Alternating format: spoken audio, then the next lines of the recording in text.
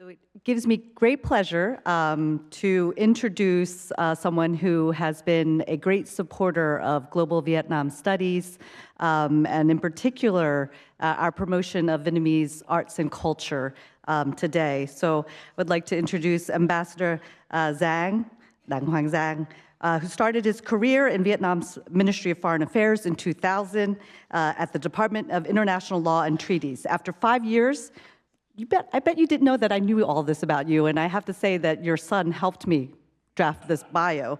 After 5 years, he was assigned to the permanent mission of Vietnam to the United Nations in New York.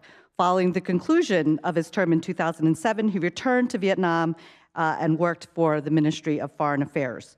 For more than a decade, beginning in 2010, Ambassador Giang held numerous positions in the Ministry of Foreign Affairs, including Chief of Staff, and also Deputy Minister of Foreign Affairs. He was appointed as Ambassador Extraordinary and Plenipotentiary, Permanent Representative of the Socialist Republic of Vietnam to the United Nations in 2022. I still remember the first time I met you. We had lunch at Bun, right down the street on Amsterdam, and Ambassador Giang has become a very dear friend to global Vietnam studies and to myself. So please come to the podium and give a round of applause.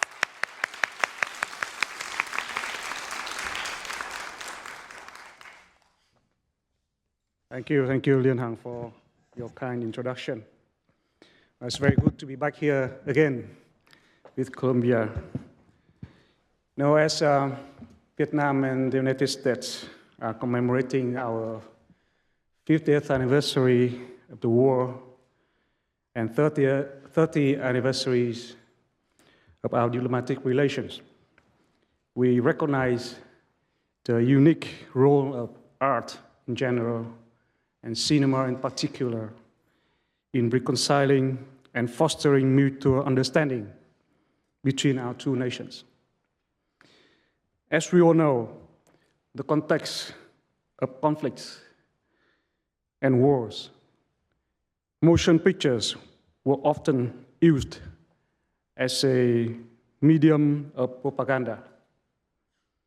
But movies that incite hatred and division would not stand the test of time.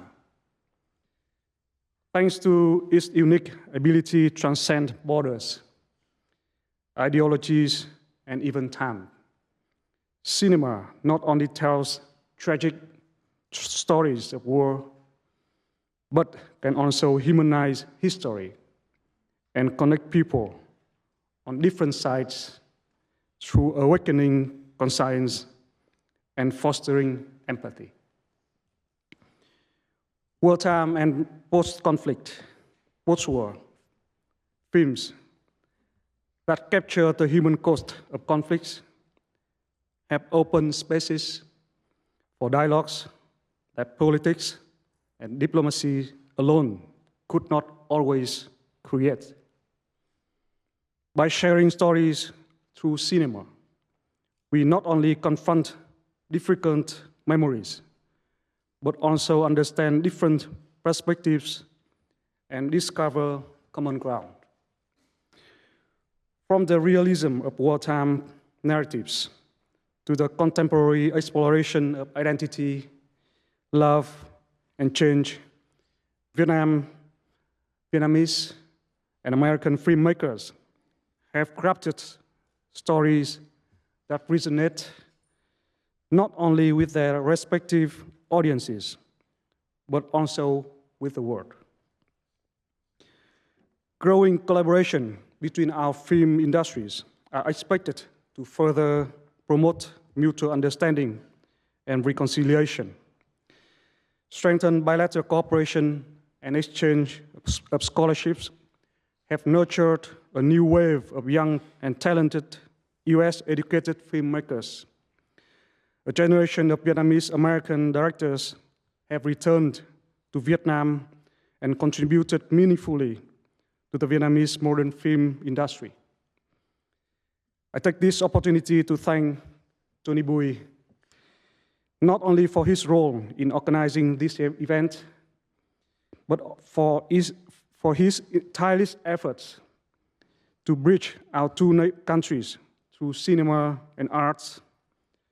I particularly appreciate his recent collaboration with Criterion Channel to feature some of the classic Vietnamese films on this prestigious platform.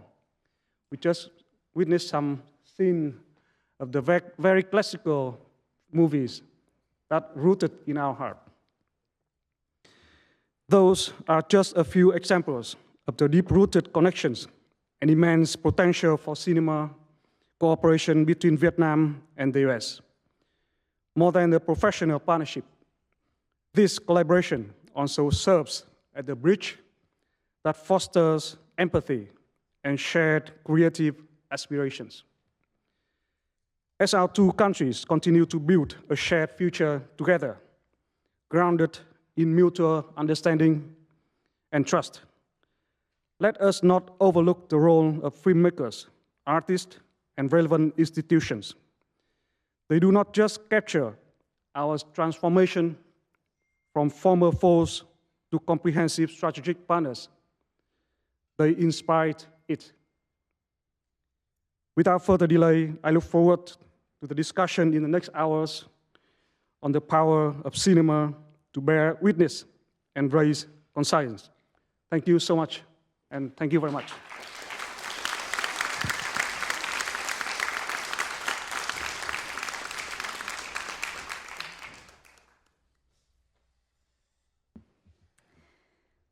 Sarah Cole.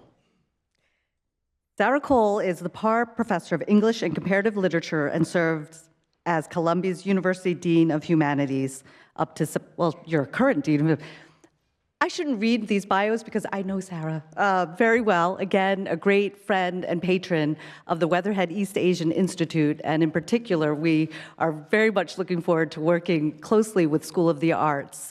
In particular, we have a program called Asia in Action, and here we this is actually how Tony Bui has come to us. He is our, as I mentioned earlier, our artist in residence, and this is his second and unfortunately final year as resident, but he will always continue to be part of School of the Arts as well as the Weatherhead East Asian Institute. In addition to, one of these things about Sarah, she left to go into administration, but she's a great professor and a great scholar. And while we miss her, we need more people like Sarah Cole in administration.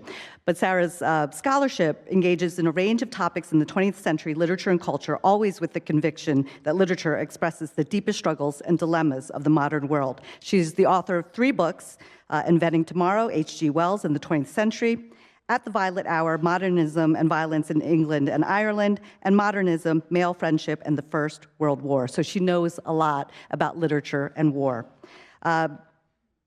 She has so many awards, and she's a recipient of the Guggenheim Fellowship, and she got her BA from Williams College, she spent a year there, and her PhD from Berkeley. So without further ado, I'd like to turn the floor over to Sarah.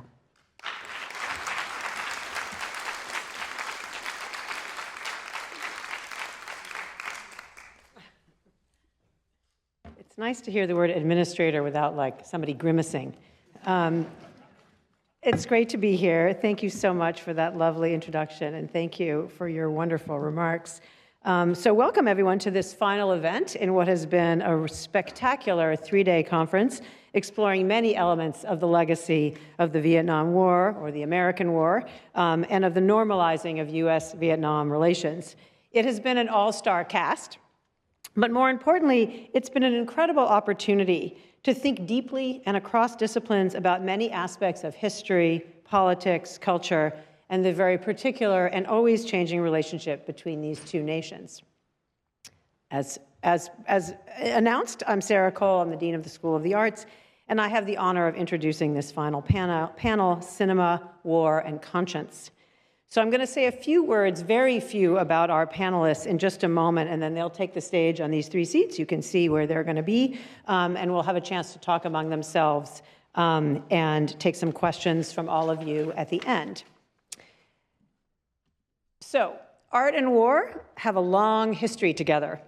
Here at Columbia, our undergraduates in the college begin their shared core curriculum on their very first week as college students, for many of them, even their very first day, with the Iliad, kicking off the Western canon with all the glories and infamies of war in epic fashion.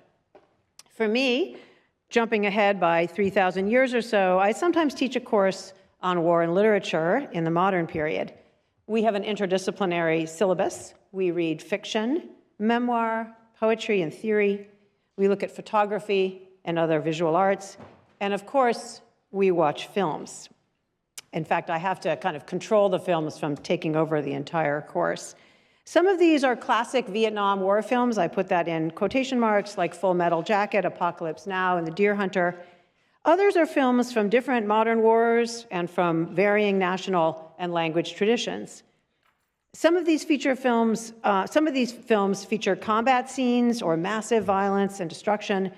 They delve into issues we have come to expect in such films, really, around comradeship and male relations, training and its effects, new identities, gender. They explore moral conundrums and unanswerable historical, ethical, and at times existential questions. These films have rich and arresting aesthetic qualities, of course. That is their medium and their power. Other films are less obviously or openly about war. I've taught Taxi Driver in this course, and my students have asked, why are we watching this? In the fall, I'm going to teach this course again. I haven't done it for about 10 years, and I'm excited to add 3 seasons to the syllabus. And I'm guessing I may get that question again. So we're going to have Tony come in and tell them why or whether it's a war film and why that's even a good question to ask if it is. So these works and many, many others like them that we could talk about today probe the fervid, imaginative life of war. They're often about trauma and the legacies of war in post-war existence, about what is forgotten, remembered, and repressed. They focus on the individual caught in these terrible situations and on the profound crimes that have been committed by people and nations.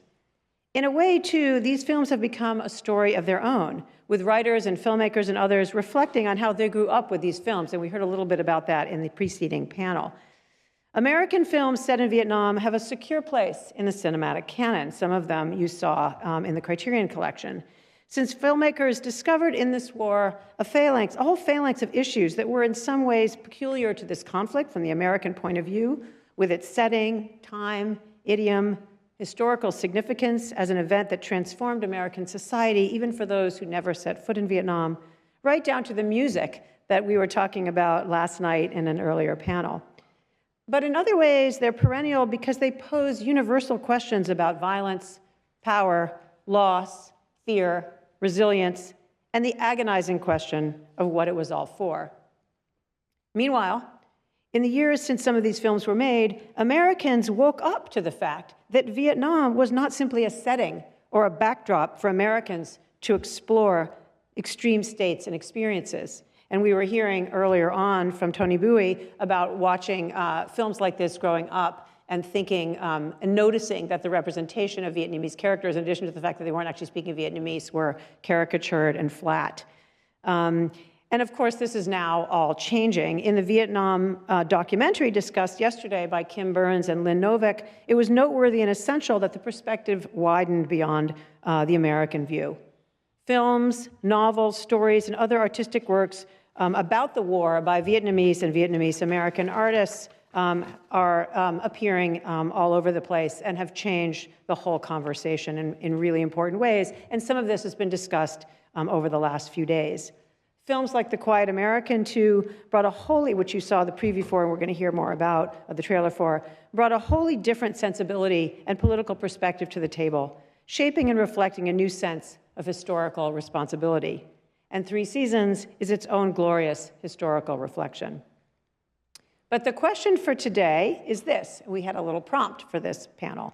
Can cinema remember what history forgets? I'm looking forward to hearing what these accomplished filmmakers and diplomats will say about that. I think the answer is probably yes, especially when we take into account issues of censorship and political pressures. And let me add this one thought. Film remembers, but it also remembers differently. Like all fiction, and we're talking here about fictional film, not documentary per se, like all fiction, it has the power to change reality and thereby perhaps come closer to it, to be truthful by being a little less factual. Films about war can do many things.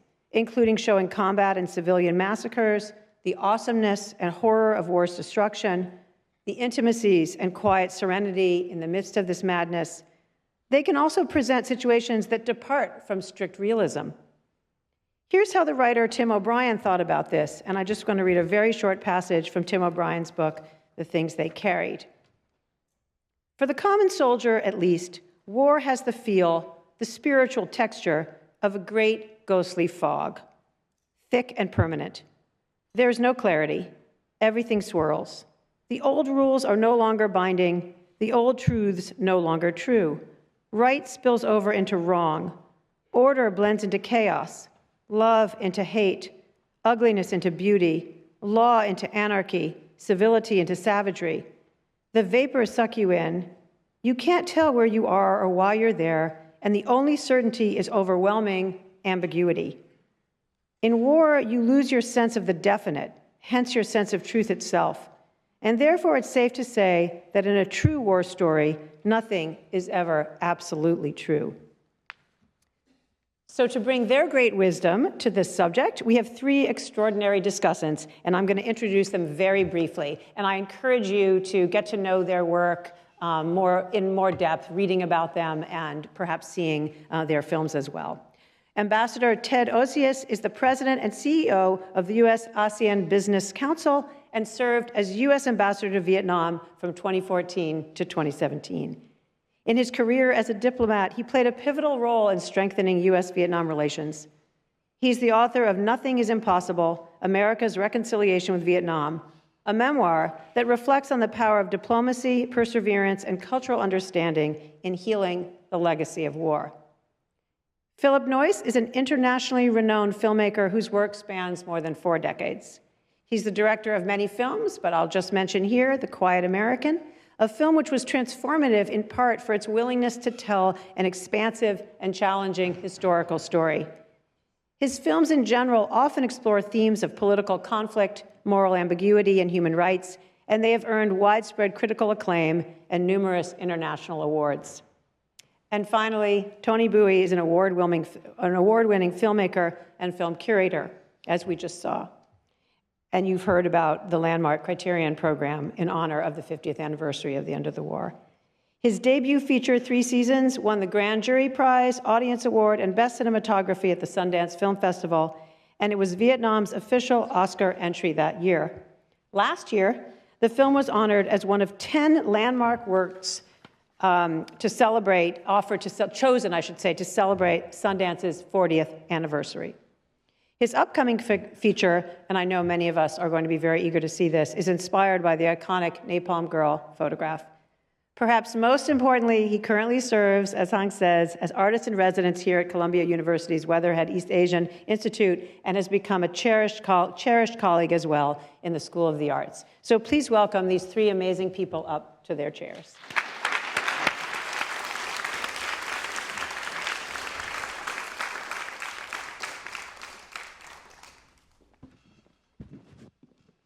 So I'm going to start briefly and then turn to Philip. But I wanted to first quickly thank Lee and Hoang for pulling this all together, Dean Sarah Cole, my good friend Ambassador Giang, and 2 brilliant directors with whom I have the great privilege of speaking this evening. And thanks to all of you for coming out on a Friday. There is food at the end of this. There are rewards. I know a lot of you have exams, so really thank you for coming out to see us. I wanted to pick up a theme from Dean Cole to just kind of frame a little bit our conversation on sort of the question of why or whether these are war films. She mentioned what is a true war story, and maybe we'll be able to flash up on the screen some words from Viet Thanh Nguyen, one of the greatest writers of our time, I think. Nope, not yet. Well, he writes, if American war stories favor frontline vividness, for many Southeast Asians, true war stories are both vivid and banal, since the war was fought on their territory, in their cities, on their farms within their own families. For some readers or viewers, these kinds of true war stories are not good war stories because they lack, there it is, they lack the vicarious thrill found in stories about soldiers killing and being killed. And this is what I wanted to dwell on a little bit. What's a true war story as opposed to a good war story that provides that vicarious thrill that some seek? Viet goes on to say, simply by their content, true war stories about civilians and banalities are for some boring and hence forgettable. So in my view, the stories of The Quiet American and Three Seasons are neither boring nor forgettable. They are, again in the words of Viet, bright as a magnesium flare, illuminating darkness and signaling danger. They're not Hamburger Hill or Platoon. No offense to any other film, but they're not designed to give us that particular vicarious thrill. They're rather a deep kind of storytelling, one that we need if we're to have a complete understanding of the war's impact. So we're going to have a discussion with these two phenomenally talented, award-winning directors, and we're not going to sit here and pretend that we're film critics and be armchair film critics. It's not that. Their films came out close to the same time. Philip had two films out in the same year. It was quite a year for you. Rabbit Proof Fence and The Quiet American both garnered tons of awards. Tony's film came out in 1999, also garnered a lot of awards and continues to gather attention, but they're set more than 40 years apart. Neither one smack in the middle of the war. So I think it's a legitimate question, are they war films? But they are films that raise these questions about war, what it means, about memory, and the power of cinema to witness and raise conscience. So we're going to try to explore how film captures the complexity of war, bearing witness, raising conscience, and shaping memory. So, Philip, if I may, I'm going to start with you.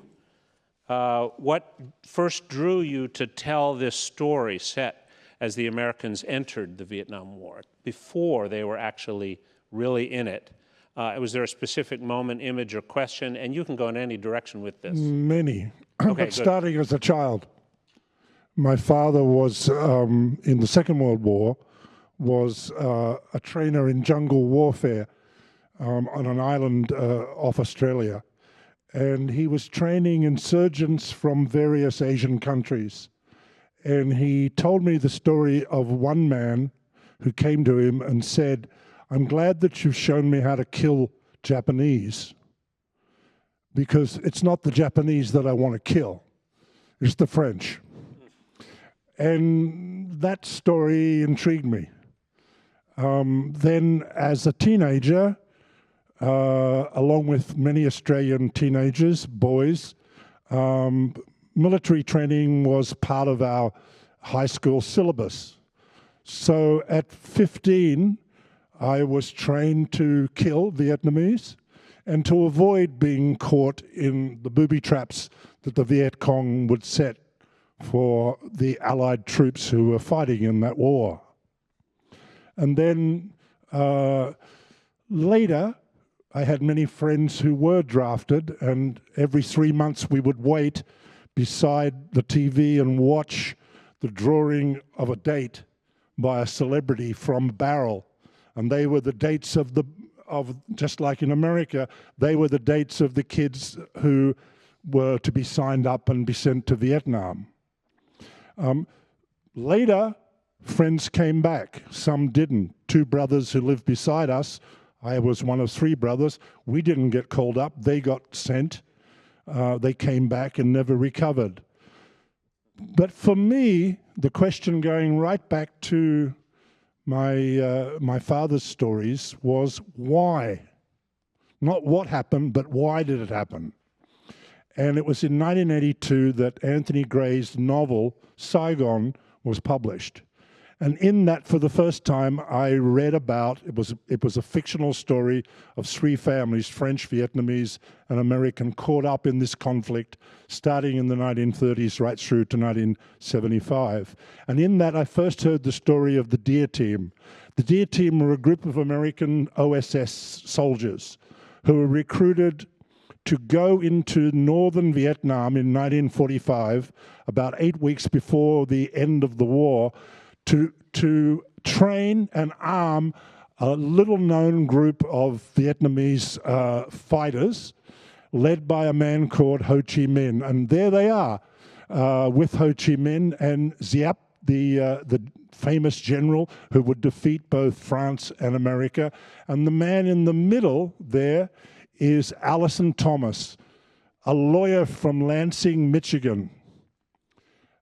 They parachuted in, and we'll see what happened when I went there with those survivors from both sides in 1995. I heard about this trip that the guys from the DEER Team were making back to northern Vietnam to meet up with the comrades that they'd made, the friends that they trained back in 1945.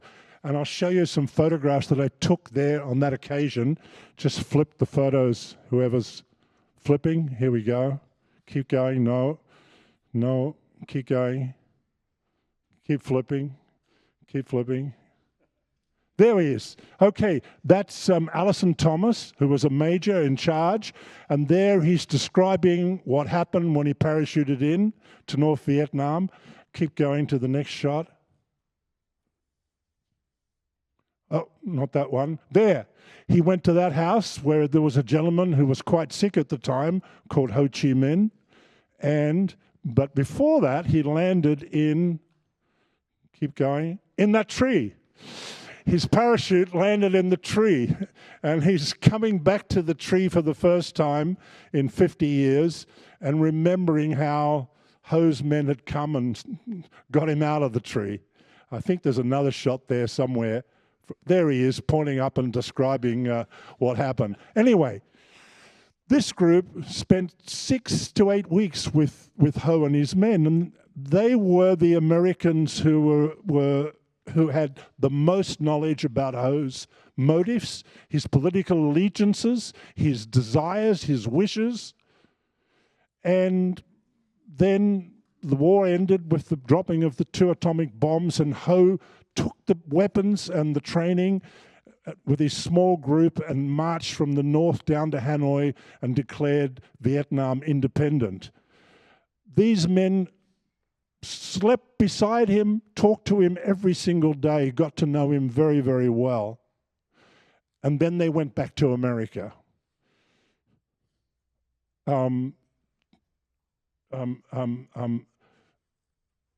Where the new president, where Ho then contacted, not Eisenhower, of course, who had died, but Harry Truman, wrote 7 letters to him. And in one letter, he said, I don't care if 1 million American soldiers come to Vietnam.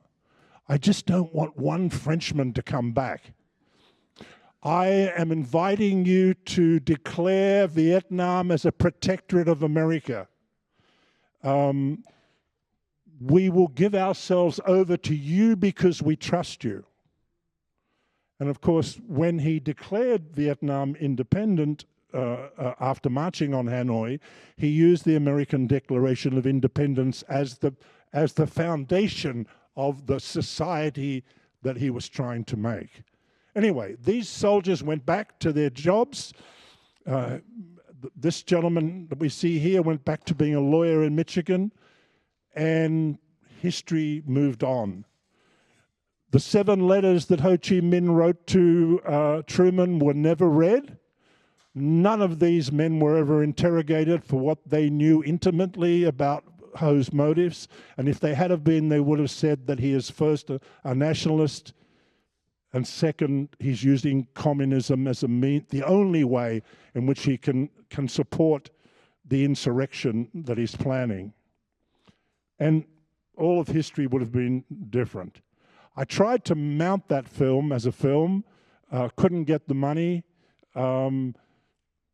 So I didn't make it, so that when I was later, on my second trip to Vietnam, when I was at the Ho Chi Minh Museum in Hanoi, I bought a book. I thought it was Ho's prison poetry, and on the train ride down to Saigon, I read it, or opened it up, and realized that I'd purchased the wrong book. It was The Quiet American, a novel that I'd read in high school but forgotten. And now I realized that this was the story that my father had wanted me to make, and that those men would have wanted me to make too. That's The Quiet American by Graham Greene. I rang up my office back in Hollywood and discovered that the rights were owned by the gentleman in the office next door to me, Sidney Pollack, who went on to produce the film. So that's a long answer to a short question. But it's a wonderful answer. And before we get then to The Quiet American, before we get to Tony, I want to go to this picture for a moment. I went to Tan Trao as ambassador, and one of the stories that they tell when they point out that tree is that the airman who landed in the tree was very afraid of climbing down because he didn't know who would be below and what might happen to him. But when he had he was tangled in the branches, he had sort of fitful sleep, and when he looked down, he saw the words, "Welcome, friend," in English. You know who'd written them? Is Ho. He had served as a pastry chef in Boston for a period of time, and he spoke some English. He spoke better French, but he spoke some English, and he wanted the guy in the tree to know it was okay to climb down. And then they took me over to that house that you showed, where Ho had suffered from malaria, and where a man named Henri Prunier from Massachusetts had given him quinine, which helped him recover. And Ho said, "I really want to read a copy of that Declaration of Independence of yours." So the OSS, the precursor of the CIA, figured out a way to airdrop the Declaration of Independence on Tan Trao. Maybe it landed in the same tree, I don't know. And he used the first lines from the U.S. Declaration of Independence when he declared Vietnam's independence in Ba Dinh Square in August 1945. And of course, he wrote those 7 letters to Truman, which didn't reach Truman.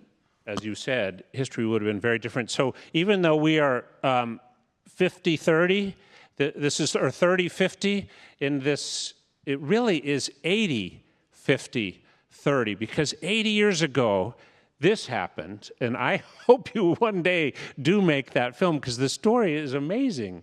So 80 years ago, we had this opportunity, we blew it. We know what happened 50 years ago. Well, we know what happened in the 50s when we blew it again. Well, actually, I did try and make it with CBS, because David Putnam bought the book, Saigon. We took it to CBS, and we wrote all the scripts. We had the whole thing planned, and it would have told this story.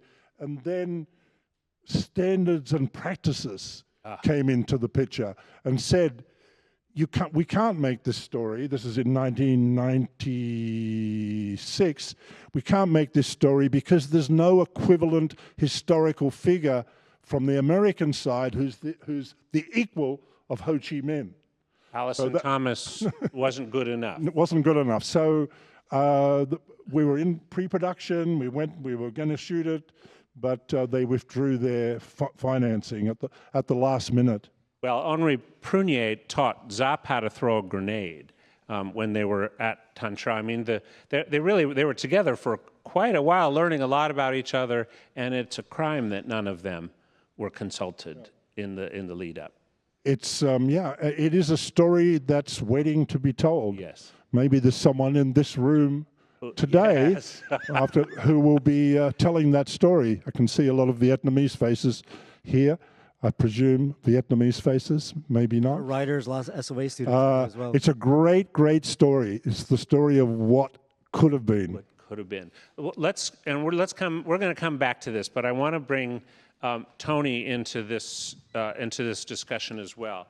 And Tony, since you just moderated a panel that included Nguyen Quay Mai, I have to ask you a question about poetry. Okay. Because this is a very beautiful book, and Tony brought out its beauty in the previous panel, but boy, do you use poetry effectively in 3 seasons. Teacher Dao gets help from the beautiful young woman who lends him her fingers because he can't write anymore. He can't write poetry anymore. And it's such a celebration of what's important about Vietnam that tradition of poetry goes back to 1077 and before, and Ly Tung Kiet, the many, many generations of poets. You used poetry it seemed to me to illustrate the traditional Vietnam, the Vietnam that came before. Before I even get into that, I just want to say what an amazing conversation I just heard between the both of you guys.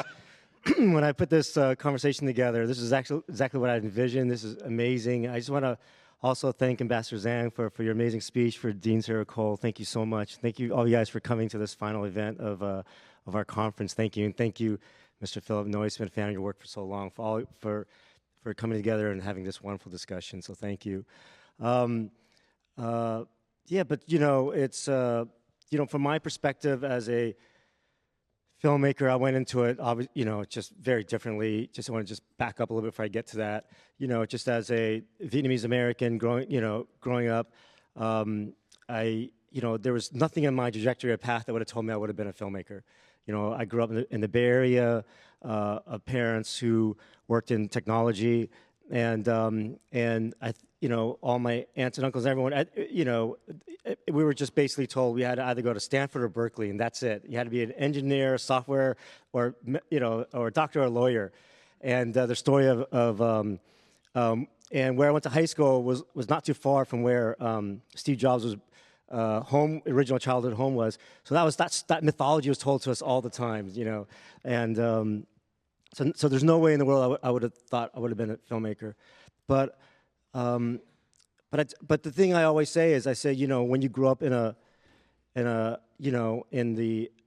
Vietnamese family and the kind of family that I grew up in, they were telling stories all the time, and from that, I just all through osmosis, I think, appreciated and loved stories.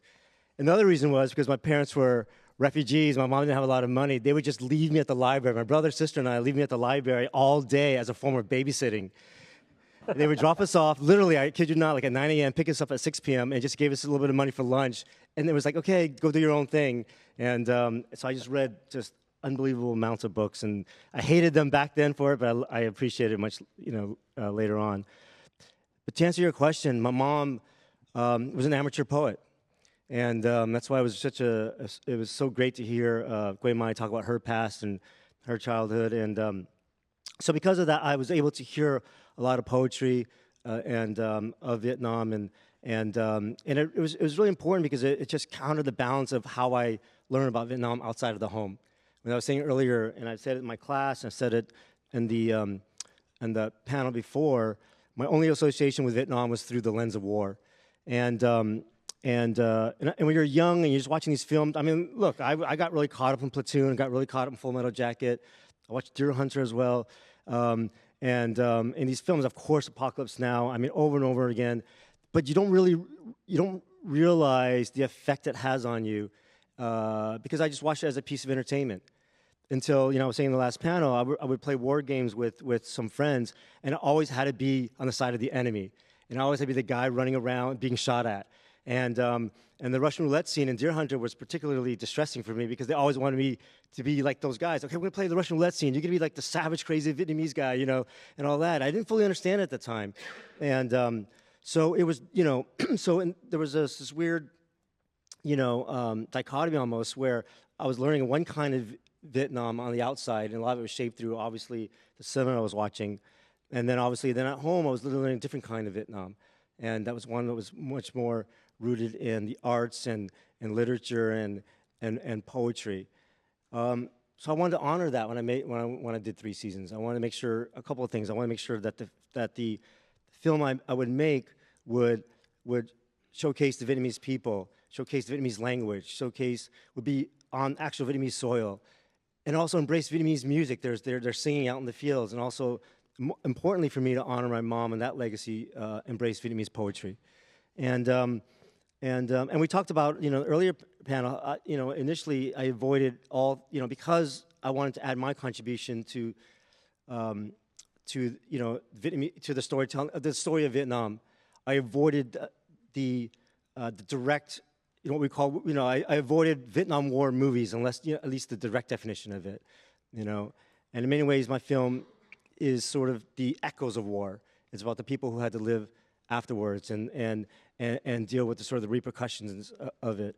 And that was more interesting to me, because that was also the time period I was going to Vietnam a lot, and the characters in my film were the people that I would see and meet and talk to. And to answer your question about the teacher Dao, that was actually based on, loosely based on Ham Mac Dao, who was a real, Vietnamese poet who also contracted leprosy. But it was, but also as a way to honor I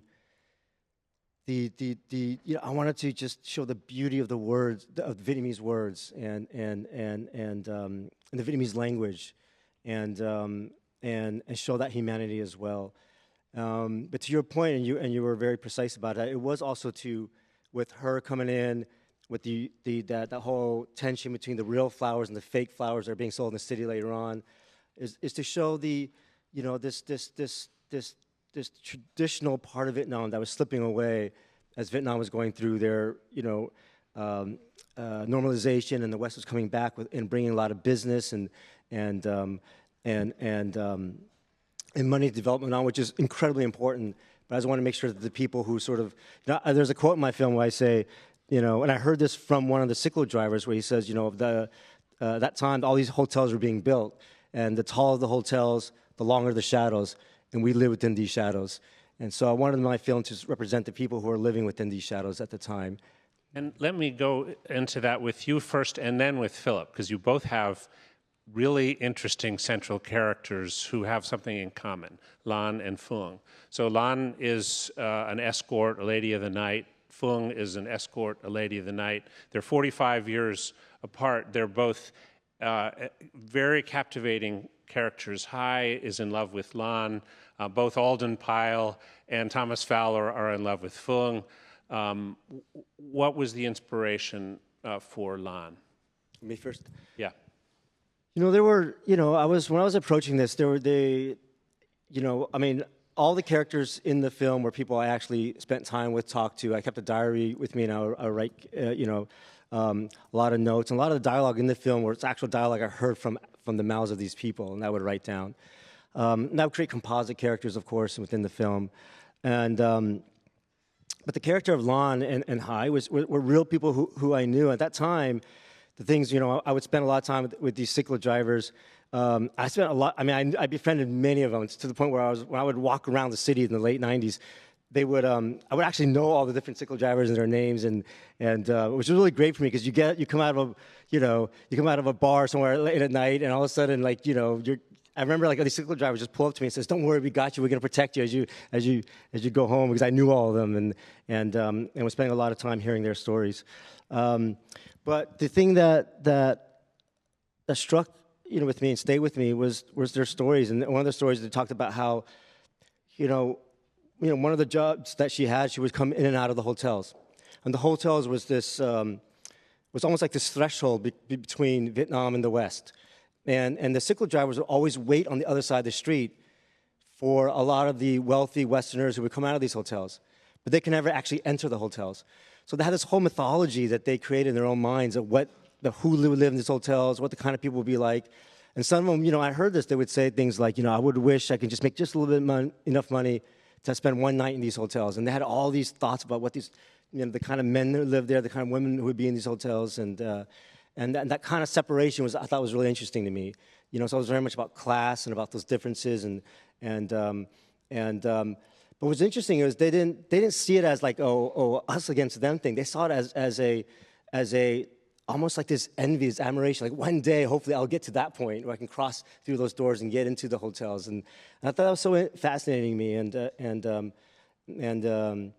So that whole relationship, that conversation was really about just that relationship at that time that I felt between the East and the West, between just Vietnam is developing and one way accepting the West and coming back in and admiring, but also trying to hopefully through these characters show some of the complexities and some of the difficulties that these characters would have to endure and go through, including Woody, who at one point crosses that threshold, looks up and sees the chandeliers. I remember the hotels in the 1990s and what it was like. You did feel like you were crossing a threshold each time.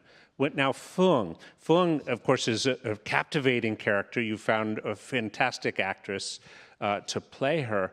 She also symbolizes something. And I know that at one point, Alden Pyle says, "We're here to save Vietnam." And the moment he said it, I thought of that general or colonel who said, "Well, we had to destroy the village in order to save it." It had an echo of that moment. But you found in her an extraordinary character who was at the center of this story.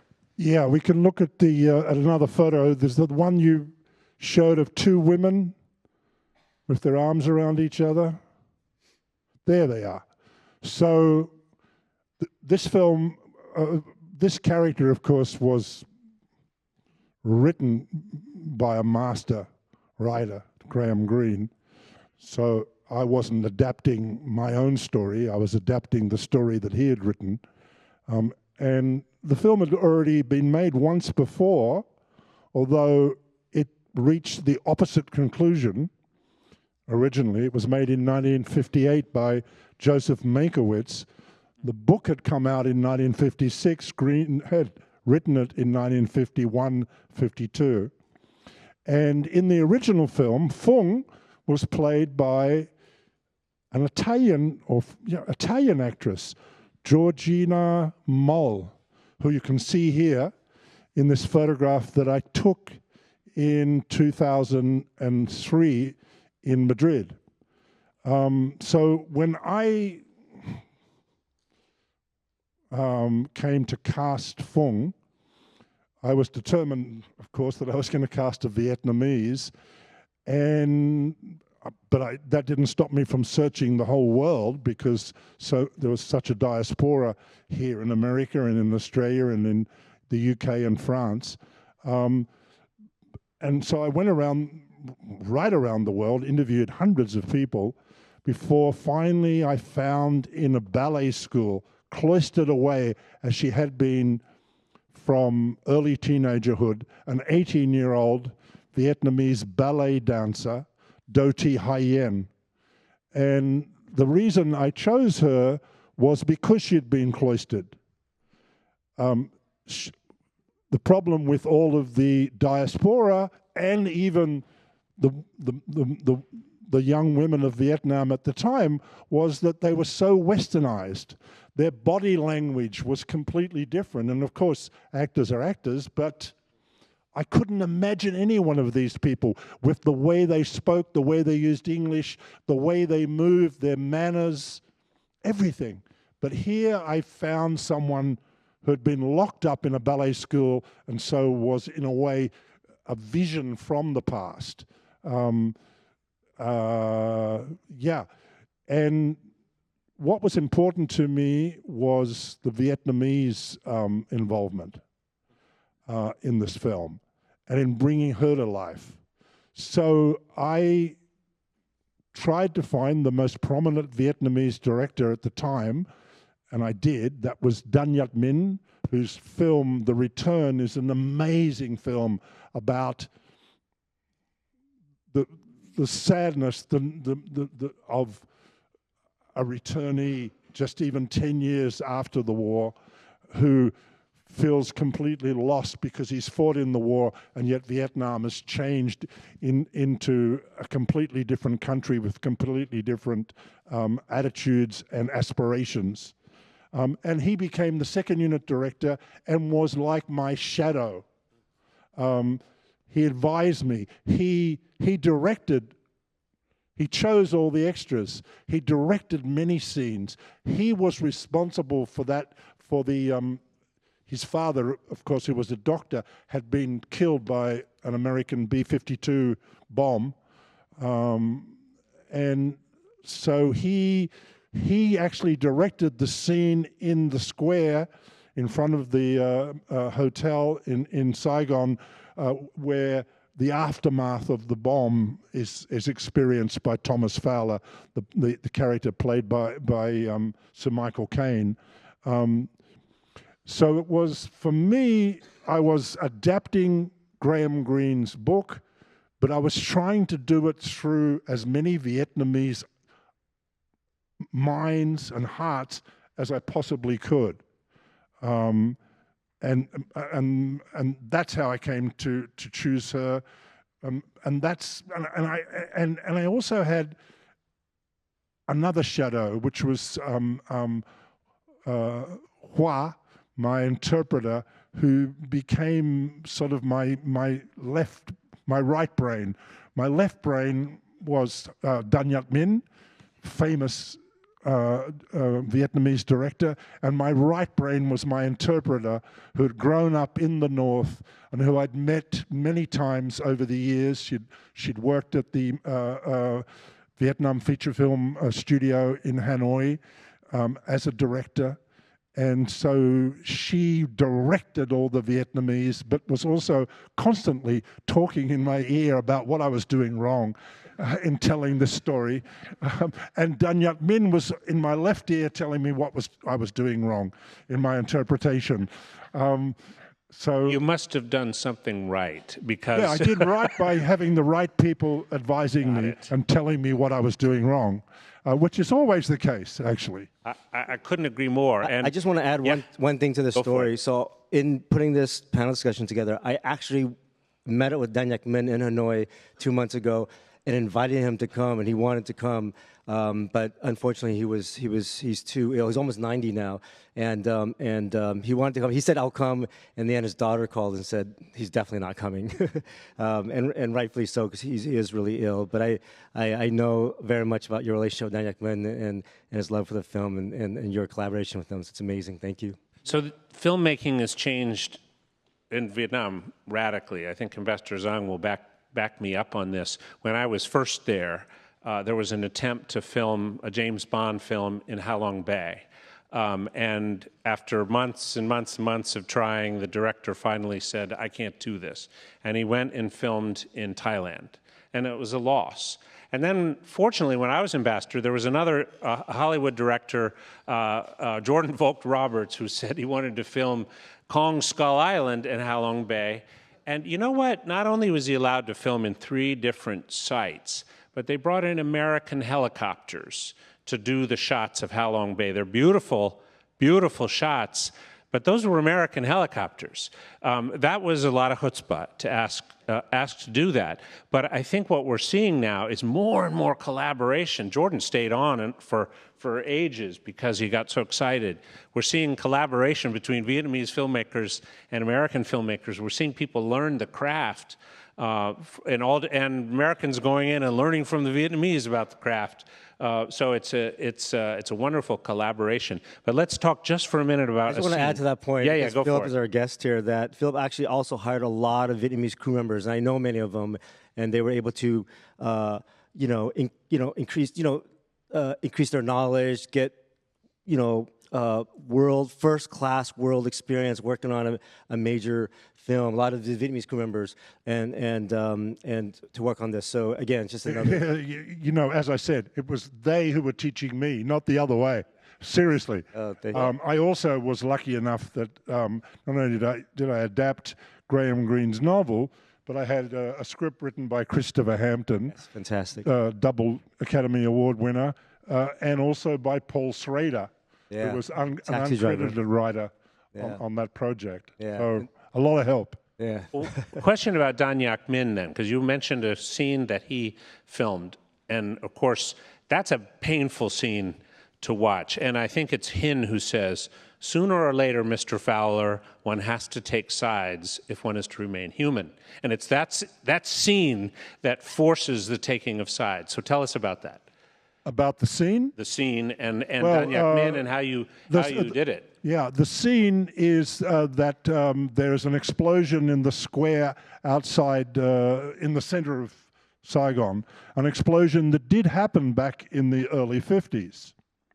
There was a major terrorist attack on Vietnam, supposedly. And in the original film by Joe Mankiewicz, and not in the novel by Graham Greene, the perpetrators of that terror attack were communist insurgents, which was not what happened, was not what Greene had written, and not what history tells us is the truth. In fact, it was a bomb set by a famous third force, neither capitalist or communist, but a third force of Vietnamese who had supposedly set that bomb. What was your question again? So I just wanted you to tell us about the scene, and I guess Alden Pyle was an adherent of that third force. He was reading books about the third force. Alden Pyle, who was based on several early CIA operatives. I think the gentleman's name was Lonsdale, who was a behind-the-scenes fixer for the CIA in many different Southeast Asian countries as well. Yeah, he was hired by Joe Mankiewicz as an advisor. So it's like you hire the devil to advise you on a film about heaven. So he convinced Mankiewicz to change the novel, which he did.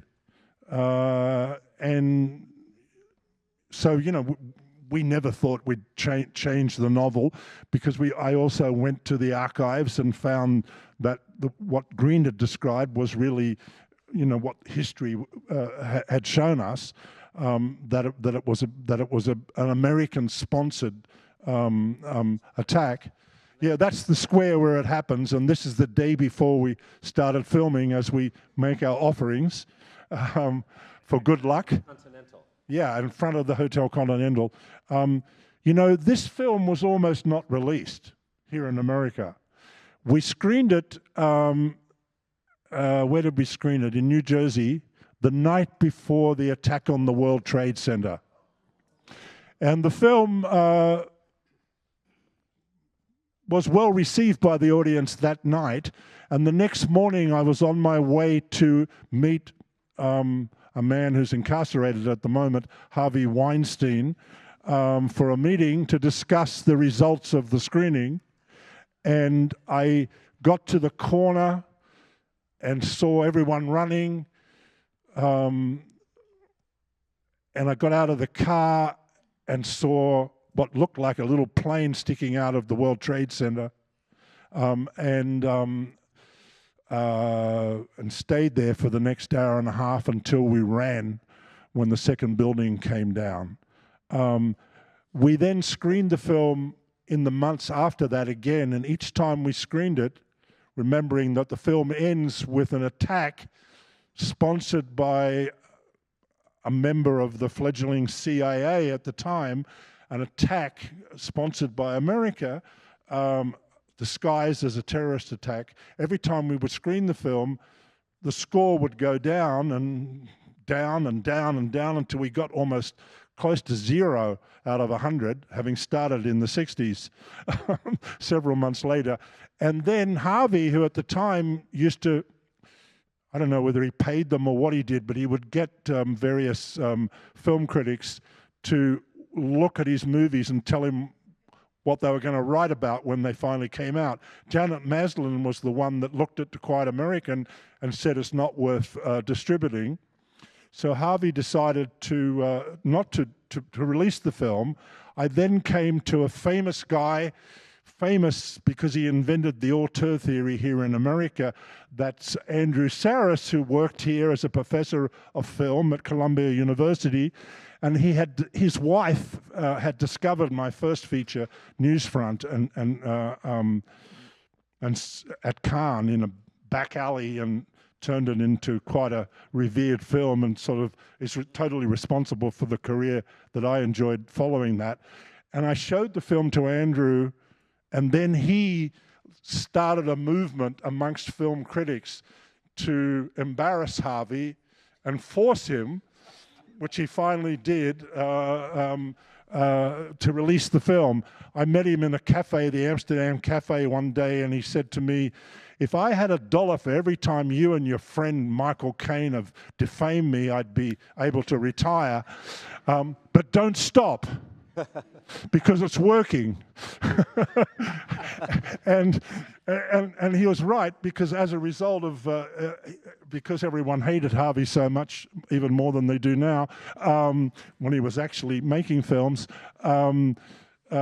critics all supported the movie. So and Harvey, always the showman, recognized that and said, "Well, okay, your campaign to embarrass me means we've got a 87 Rotten Tomatoes score."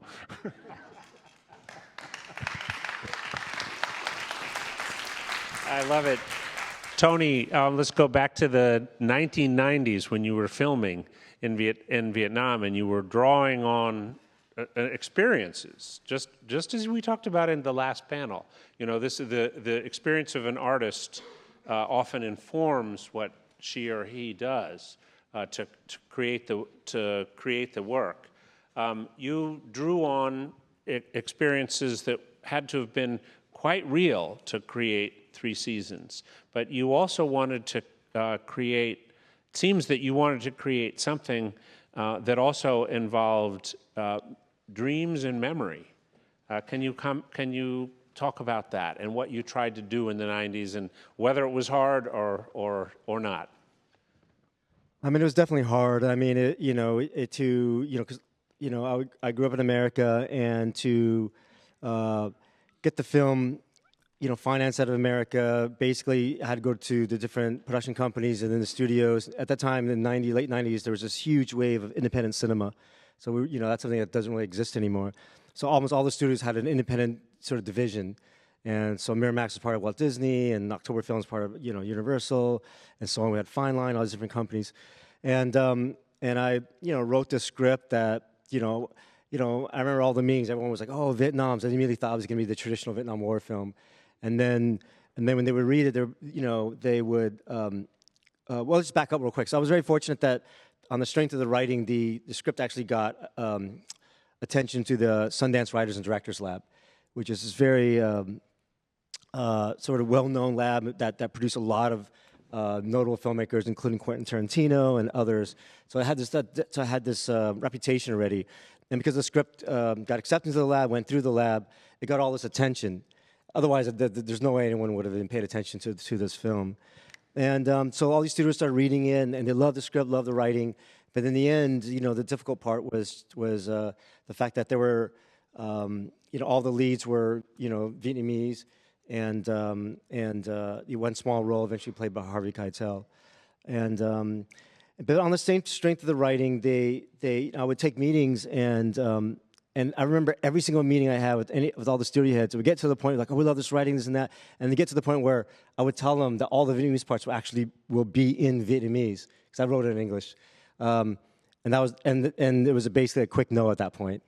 Because they were used to having Vietnamese characters speaking in some language that wasn't Vietnamese, as you exactly, and basically it was just an issue of economics. They're like, we don't know, we can have a film that's 80-85% Vietnamese that's going to be able to play in America, and so I get it.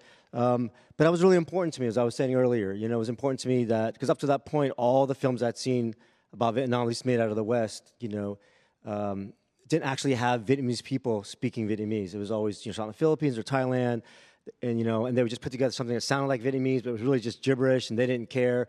And I would actually go back and read some of the notes on that, and they would say basically, "Oh, it sounded close enough." which I always thought was just something that really frustrated me. So it was very important for me in this film to actually have the Vietnamese language be heard and spoken.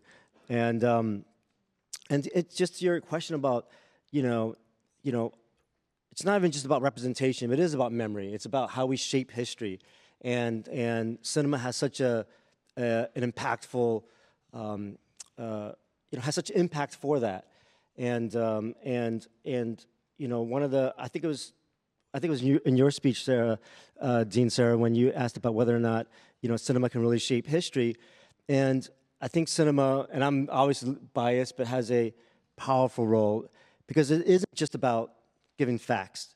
It's not our job to you can watch a documentary or read a history book, and there's amazing facts there, and look at data and information. Our job, obviously, is about drama. It's about connecting emotionally. And people could read a great book with facts, figures, and numbers, and those are important. But what lasts, what passes on, when we talk about a water cooler, or we talk about our friends, or we pass off from father to a son, to a daughter, are the emotional connections we have with stories. So our job as filmmakers, we create those emotions. Those emotions last. And those emotions, for better or for worse, create the memories that we pass on. So I just felt like when I became a filmmaker that it was incredibly important for me to play my role in that and help shape the memory that I did not get when I was younger. And so I was driven by that.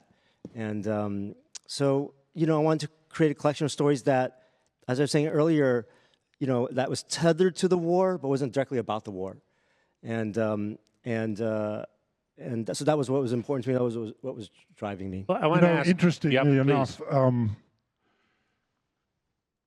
there's not one film that celebrates the heroism and the valor of the Allied side that succeeded. The movies that have succeeded, probably because whether we study history or not, we recognize what a fuck-up this was, what a travesty the whole enterprise was. The movies that have succeeded have been the ones that celebrate the failure. Apocalypse Now, and on and on and on. Flight of the Intruder, written by one of the writers of Apocalypse Now, written and directed by John Milius, which described the story of the bombing planes that attacked Hanoi, that are featured in the Little Girl from Hanoi film. Total failure. We Were Soldiers, which had Mel Gibson as the lead actor. Total failure. Because they were trying to celebrate valor that wasn't earned. And the audience recognized that for decades. This is the meat of our conversation. It's kind of the role of the artist. And earlier you heard from a photographer and a poet. I'm a writer.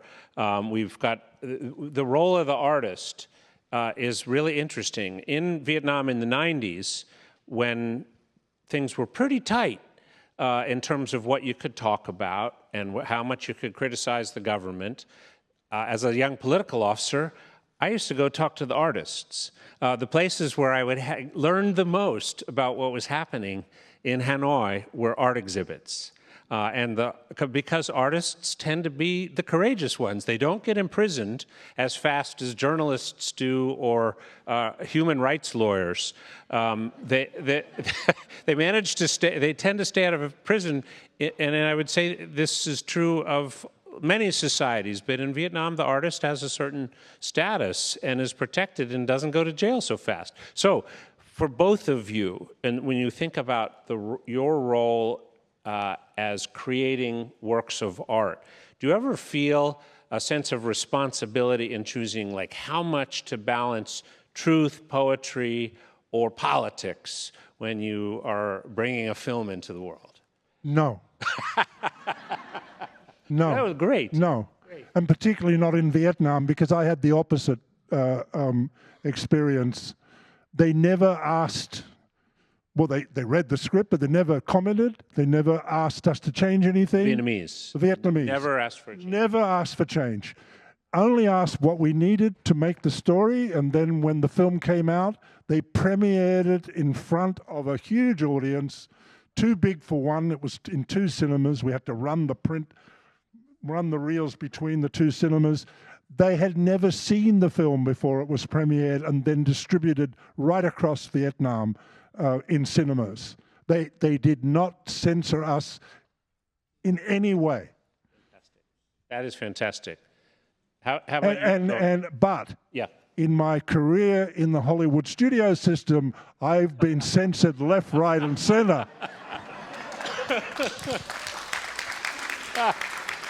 All right. So what kind of which? Not a day goes past, in fact. Oh boy. Okay. And I'm living through it even now. You know? now. Yeah. Yeah. Now, when we're in a country that's ruled by fear, there is so much fear in the arts as well. Yeah. Well, if you're trying to run the Kennedy Center or trying to do art in the Kennedy Center these days, you're going to be deeply uncomfortable. Tony? Yeah, you know, I think because I'm a child of refugees and I grew up in you know, where even though my parents just didn't talk about it a lot, you know, it's one of those things where it was like it was done, they wanted to move on. I think they wanted to protect the children from a lot of their struggles and wanted to give us sort of just this new life in America. And but obviously, I always knew where I came from, and you know, I was born out of war, born out of conflict. So those stories were always something that, or part of me, I lived through it. The people who flow in and out of our homes were people who lived these stories day in and day out. So because of that, I think there's always, you know, I think what Peter was saying earlier, you know, as a photographer, and his father was a soldier, but also a surgeon. He saw so much of the war that when it came to his work, he purposely tried to avoid politics and war in his work. And that's what I did. I wanted to really capture the sort of the emotional arcs, the humanity, the stories that I did not get to see when I experienced my Vietnam in America. And so that was important to me.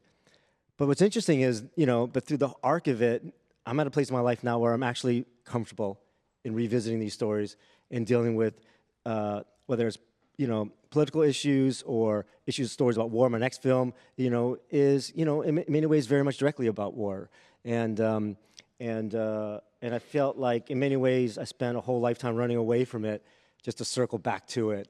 And I think it's because, you know, one of the main reasons just because I got to a point in my life where I felt like I'm comfortable enough in what I have to say, and that I feel like I can contribute something.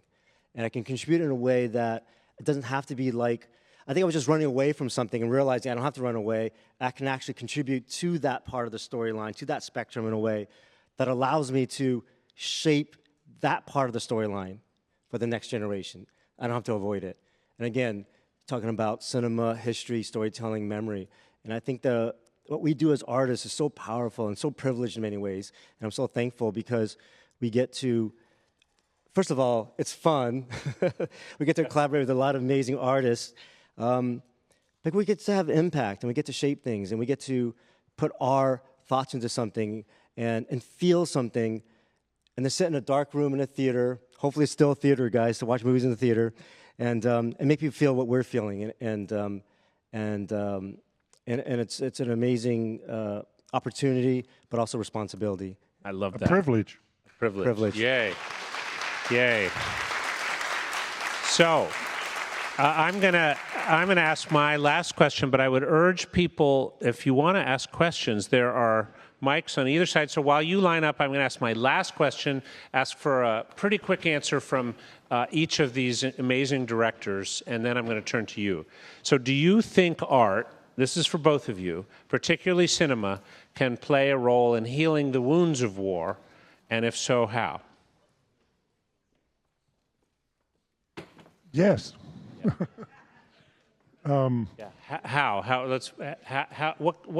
What is it that's different about art from politics, say, or history, say, when it comes to reconciliation and healing? Well, it's to reveal the hell that war is and be reminded, because generation after generation of young men and women go off filled with false ideals. And our fathers and mothers and grandfathers have done that through the last century. So if we're reminded that war is hell, that it's unnatural, not natural, then that will help us. Tony, last word, and then we're going to get some questions. Yeah, I mean, honestly, I think I'll just leave it at that. I think it's so great. I want to open it up to the audience. All right, Thank you. great. Over this side and then this side. Thank you so much. I'm Olga Dror, and I'm professor of Vietnamese history in Texas. And I'm very grateful for all your work, for your films, for your, especially to Ambassador Osius, because he helped me once to get to an archive that I could not get there otherwise. And I'm not as privileged as Phillip, you said. My work is under scrutiny in Vietnam, so it's not easy to get there. But I really liked your discussion about good stories and bad stories. Oh, no, good stories and true stories and true stories.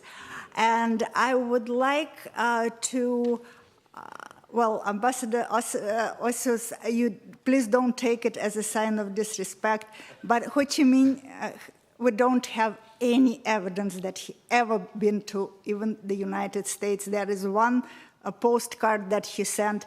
The story about Boston is completely fabricated.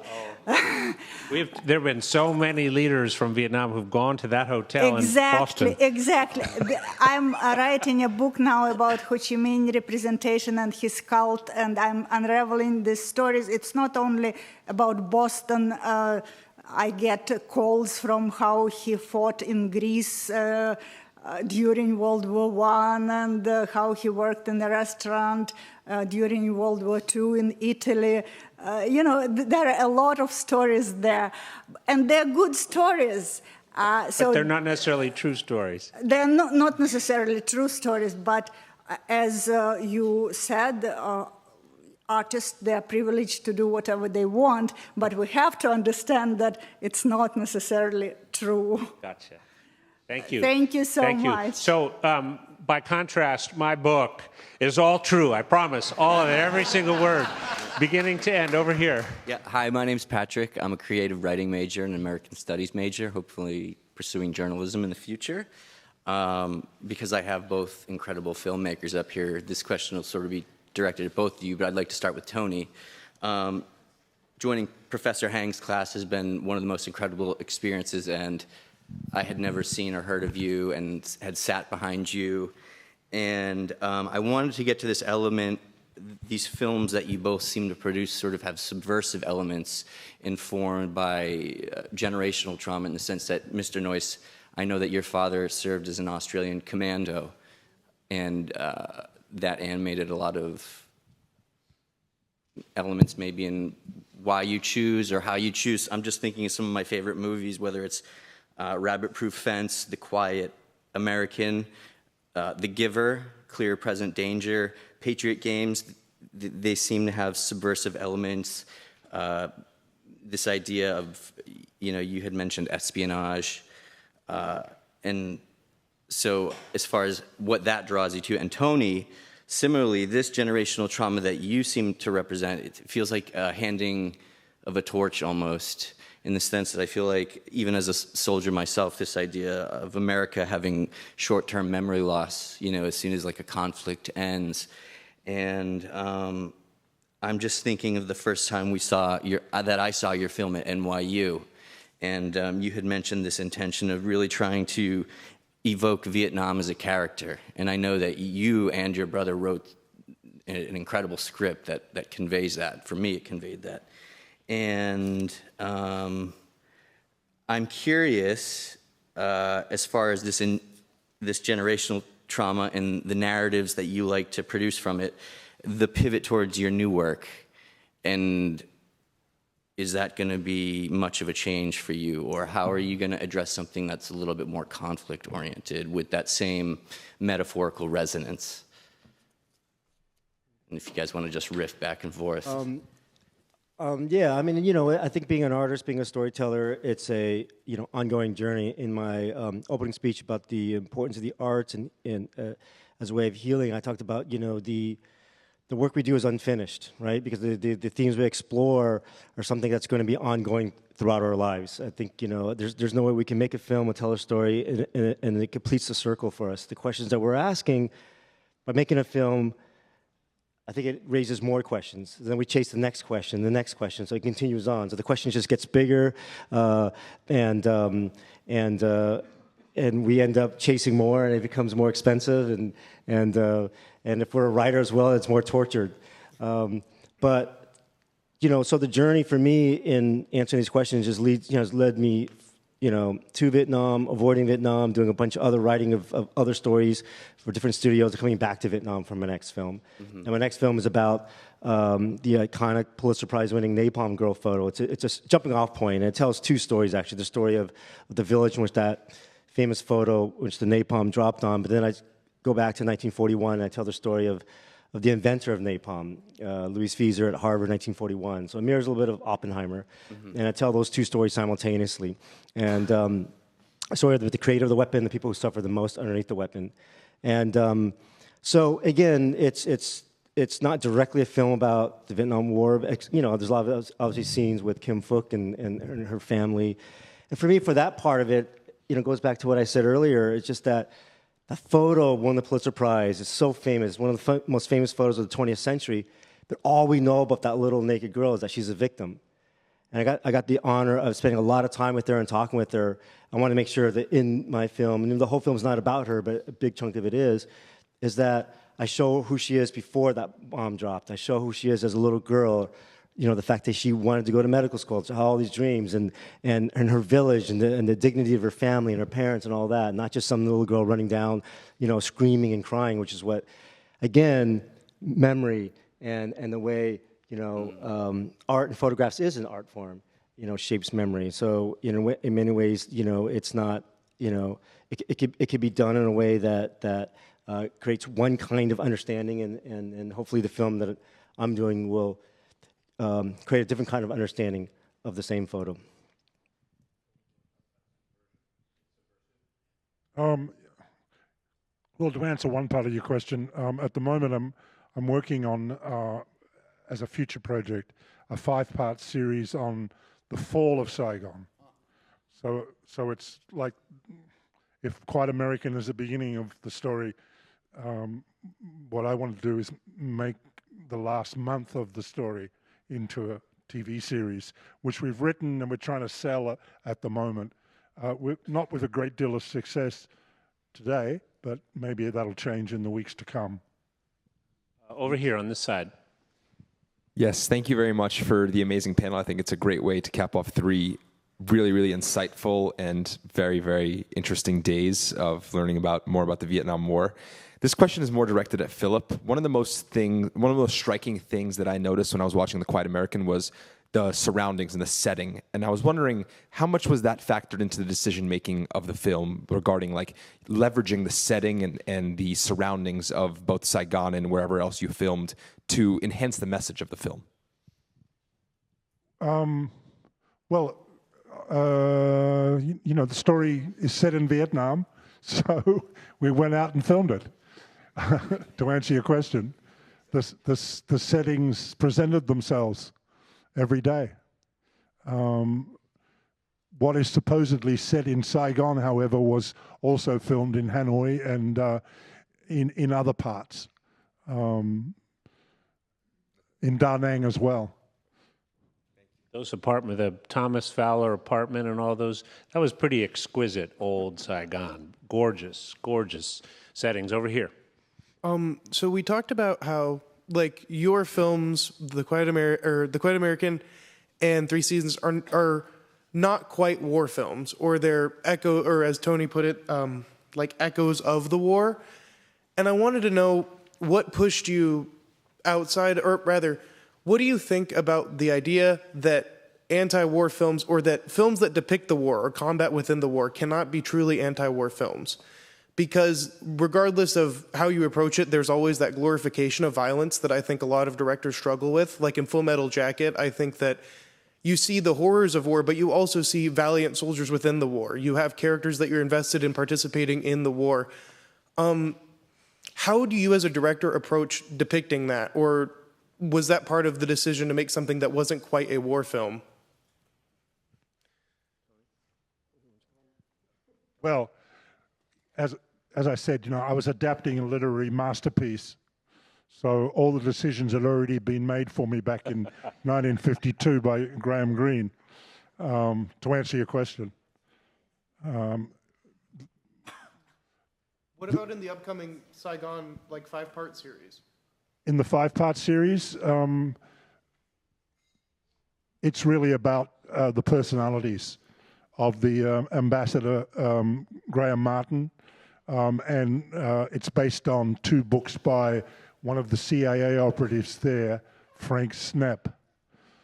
So it's the story of the mess behind the scenes in trying to organize the evacuation of the Vietnamese, the tens of thousands of Vietnamese who might be threatened by a takeover from the north, and also of the Europeans who were still in the city. It's that story. It's a story of human interaction and foibles and bad decisions and egos and money. I just want to jump in and just say real quick, I know what you're sort of alluding to. It's been said, films like, All Is Quiet on the Western Front and other films, and even when Kubrick made Full Metal Jacket, this idea that there's no true anti-war film. And it's because ultimately to make it, to draw an audience and to make it commercial and have people come in, ultimately you have to create these incredible battlefield scenes, and in a way they have to be bigger than life, and it's still drama. So there's still a sense of awe that's created in cinema, especially as cinema being such a large platform. But I would say to that is I don't think that, just like there's no one film that could capture an entire experience, right? So that's why we now have thousands of World War II films, hundreds and maybe even approaching, over 1,000 Vietnam War. Nowhere near as many for World War II and World War I, but we definitely have a lot of Vietnam War films, and so there's a lot of different experiences. So I would say same thing about the audience's connection to a film. So I know people who watch, All Is Quiet and can't even get through it, because it's the violence and the nature and the lack of humanity in which the soldiers go through is so apparent. It's so takes such a hold on them that they can't even get through it. So in many ways, it works as an anti-war film, and probably one of the original intentions of the book. But I know people who watch it, and for them it's a thrill ride. And it's just, and so they absorb it differently, and what I would say is that's okay, right? So because we're not making a documentary. We're creating a piece of fiction and art, and you put it out in the world. And what I always say is, I can't then, determine how everyone's going to react to that piece of art, but you put it out there, and hopefully people will be affected by it and will, ask questions and if different people are affected by it different ways, that's okay too. I realize from your question that the reason that I don't make war films about war is, again, from my family experiences. My aunt, my father's baby sister, was captured at the fall of Saigon with 23 nurses. Who were executed, machine gunned and bayoneted, on an island off Singapore. One, Sister Bullwinkle, escaped by feigning death to tell the story of what had happened. So I grew up with that story front and center from the time I was 3. And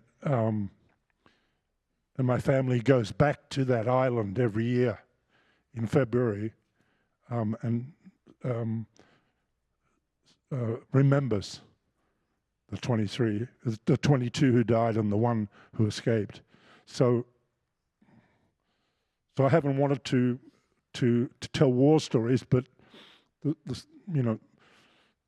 story of why war, as opposed to what it's like in war. So we're going to take we're just going to take a couple more, and then we're going to break for the reception. People are hungry, and the filmmakers are going to the reception, so you will get to answer questions, ask questions, I do believe. But let's take two real quick, and then we'll wrap up. Okay, one over here and one over here. That's okay. Hi, my name is Artemis, and I'm a history student under Professor Bui and Professor Hoang. And my question is, on that note of censorship and politics and choosing to tell human stories, you've both made the decision to focus on very deep character studies rather than telling perhaps the more popular alternative of the war film. And my question is, what in your mind is your calling and your purpose as an artist, and how do you bring that about in your work? Thank you. Oh my God, I honestly don't remember the question now. I'm so sorry. It was about what as an artist, how do we choose our... Is your calling as an artist, and how do you bring that out in your art? Yeah. Okay. I'll say it real quick, and then I'll give you the last word. Okay. So, I think we're driven by a lot of different experiences, forces, and for me, honestly, it's just trying to figure out what, two things: what inspires me or what scares me. I'm driven by those two things.